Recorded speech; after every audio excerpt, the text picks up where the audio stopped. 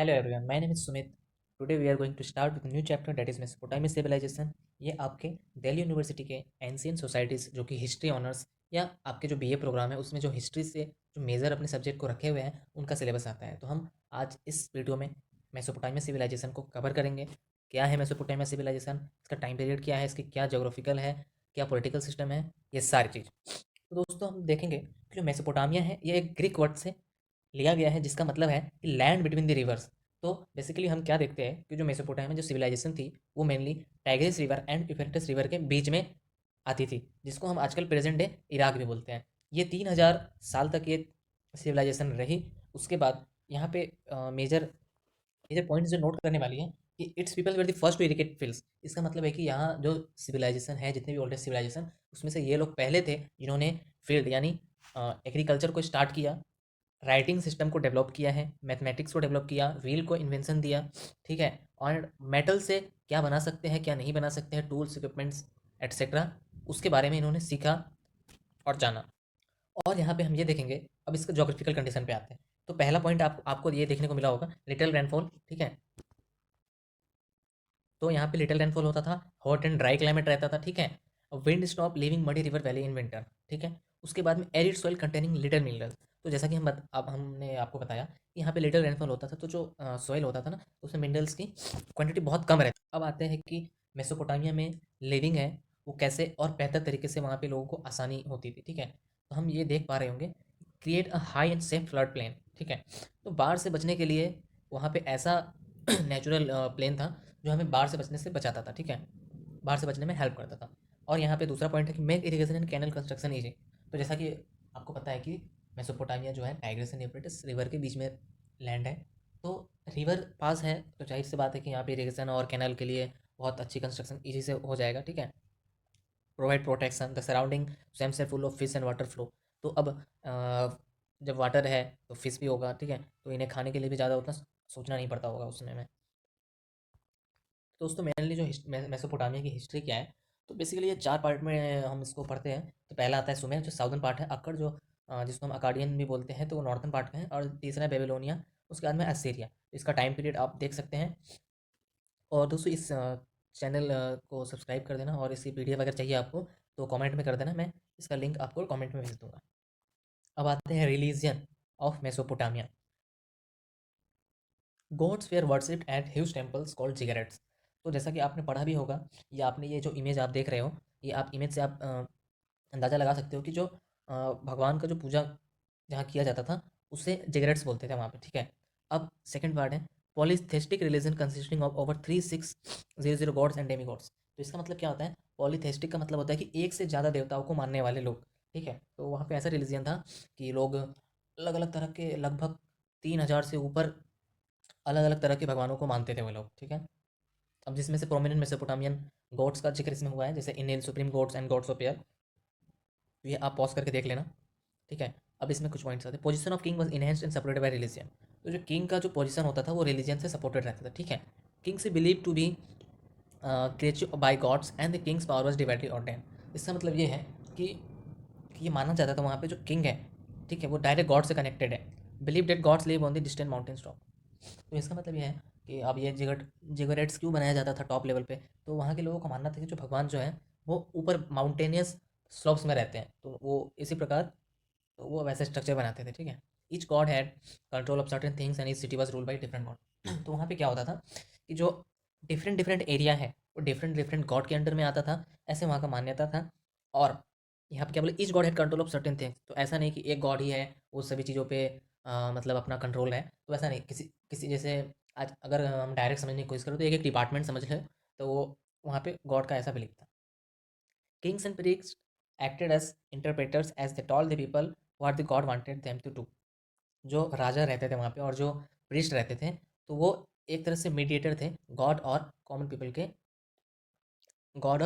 के बीच में। ठीक है, तो वो बताते थे कि गॉड क्या कराना चाहता है, क्या बोलना चाहता है, क्या कि क्या करना है क्या नहीं करना है। ठीक है, अब हम आते हैं जिगरेट्स। तो दोस्तों ये भी बहुत इंपॉर्टेंट पॉइंट है आपके, तो आप इसके लिए भी आप देख लेना एक बार, मैं आपको बता देता हूँ। जिगरेट्स क्या है, बेसिकली जैसे हमने बताया कि large temples dedicated to the god of the city. जो सिटी में जो गॉड रहते थे उनको ये डेडिकेटेड होता था। ठीक है, made of layer upon layer of mud bricks in the shape of pyramid. In many types. तो जैसा कि आपने पिरामिड्स के भी पिक्चर्स देखे होंगे, तो वो उसी प्रकार उसी स्ट्रक्चर का रहता था। Temples on top serve as the gods home and was beautifully decorated. और गॉड के जो होम होते थे उसको ऐसा माना जाता था कि वो भगवान का घर है, तो उसे उसी प्रकार डेकोरेट भी किया जाता था बहुत सुंदर तरीके से। Inside was a room for offering of foods and goods. वहाँ पे कमरे होते थे ताकि भगवान को फूड या सामान जो है वो दान दक्षिणा में दे सके। अब जो इसमें से फेमस है तो वो है आप जेरेट ऑफ ऊर, जो 2000 बीसी के लगभग बना था।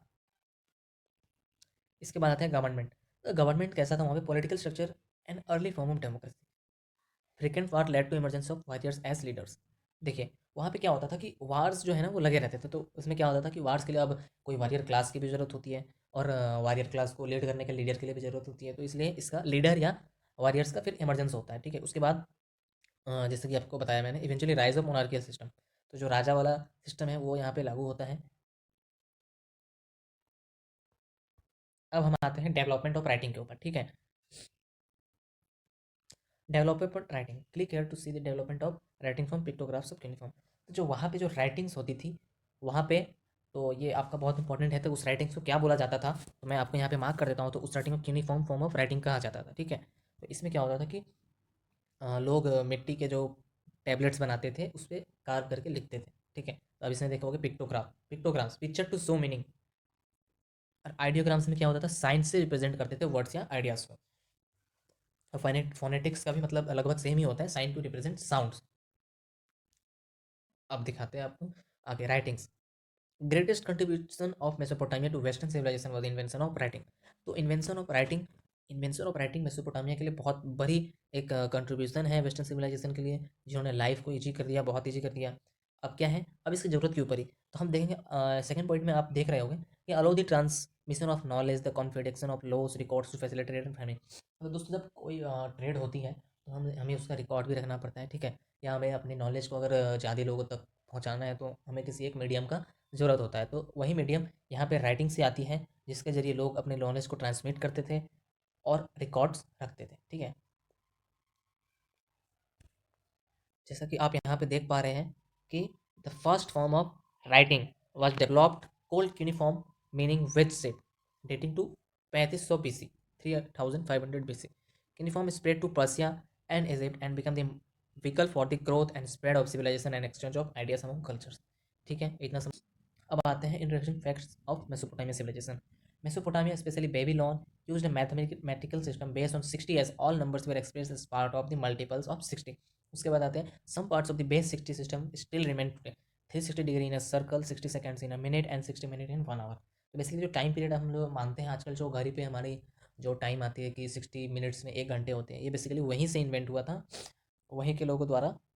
लोग उसे आज भी फॉलो करते जा रहे हैं। Revise a calendar based on cycle of the mean. तो दोस्तों, यहाँ पे जो अब हम डे टू डे लाइफ में जो कैलेंडर फॉलो करते हैं, तो माना जाता है कि कैलेंडर भी उसी टाइम से इन्वेंट हुआ होके अभी तक फॉलो हुआ जा रहा है। अब जैसा कि हमने बात किया था कि कितने सिविलाइजेशंस, मतलब मेसोपोटामिया सिविलाइजेशन के अंदर में कितने फेज थे, तो पहला फेज जो सुमेरियंस का आता है।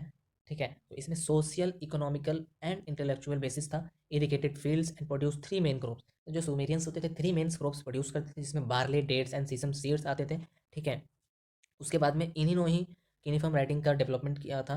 ठीक है, उसके बाद इन्वेंशन ऑफ व्हील भी इन्होंने किया था। First city of the world इसे माना जाता है सुमेरियंस को। ठीक है, और ये भी बोला जाता है कि however the Sumerians were not successful in uniting lower class. तो इसका मतलब ये है कि ये, मतलब जो लोअर क्लास जो कॉमन पीपल होते थे उनको यूनाइट करने में फेल हुए थे। ठीक है, अब आते हैं सेकेंड, जो अकाडियन। अब अकाडियंस में क्या था, इसके जो लीडर्स थे, इनके इनके लीडर्स को कहा जाता था, इनका लीडर का नाम था Sargon the great. Sargon unified lower Mesopotamia after conquering Sumerian in 2331 BC। तो ये आप याद कर लेना। ठीक है, सॉरी। तो जो सारगोन द ग्रेट था उसने सुमेरियन पे अपना रूल इस्टेब्लिश किया था। ठीक है, और कैपिटल जो है वो अक्कड़ था, कैपिटल का नाम, और मेसोपोटामिया कल्चर को फैलाया सभी के। However, short-lived dynasty as Akkadian were conquered by the invasion barbarians by 2200 BC। अब अकाडियंस के बाद बारबेरियन ने इन्हें कनकर्ड किया 2200 BC में। तो अब इसमें एक तरफ से डिफरेंट किया हुआ है। तो बेसिकली जो आपका एंशियंट सोसाइटीज़ में, जो दिल्ली यूनिवर्सिटी का फर्स्ट सेमेस्टर का जो सिलेबस है हिस्ट्री मेजर वालों के लिए, तो उसमें बेसिकली बेबीलोनियन तक ही है, तो आपको असीरियन का उतना पढ़ने की ज़रूरत नहीं है, बट आप नॉलेज के लिए आप पढ़ सकते हो। तो आप इसमें आप ये पता कर सकते हो कि हु वाज़ द पेस्ट। जैसे सुमेर में आपको पता चला कि एनवायरनमेंट से वो लोग ज़्यादा टाई अप थे और इरिगेशन टेक्निक उनके दौर में ज़्यादा था। व्हील का भी इन्होंने इन्वेंशन किया था, ठीक है। यूनिफॉर्म राइटिंग जो बहुत बहुत मेजर कंट्रीब्यूशन है, तो मेन यहीं से हुआ था। और जिगरेट्स का भी यहीं से स्टार्ट हुआ था। तो बेसिकली अब बेबीलोनिया पे अगर हम गए, तो production of food through farming, private ownership of land versus ownership by the gods, mathematics इन्होंने डेवलप किया, कैलेंडर सिस्टम डेवलप किया, करेंसी तक इन्होंने डेवलप किया। तो थैंक यू गाइस। तो यहाँ पे आपका सिलेबस आपका खत्म हो चुका है, not syllabus but this topic that is Mesopotamia civilisation of ancient societies. So हम नेक्स्ट मिलेंगे। तो हालांकि आपको वीडियो पसंद आया होगा, बट एक्चुअली मुझे लग रहा है कि मैंने अपना बेस्ट नहीं दे पाया। कोई बात नहीं, मैं इम्प्रूव करूँगा धीरे धीरे। और कुछ फीडबैक हो अगर, तो प्लीज़ मेंशन कर देना कमेंट सेक्शन में, मैं उस पर काम करूँगा। और आपके लिए ऐसे ही पीडीएफ, आपके लिए पीडीएफ वाली वीडियोस लाते रहूँगा, और आप जिस टॉपिक्स में बोलोगे वो मैं बना के लाऊँगा। तो थैंक यू गाइस। तो और PYQ के लिए अगर आपको अलग से सेपरेट वीडियो चाहिए, तो मैं उस पर भी आपको दे दूँगा, ठीक है। तो थैंक यू गाइस।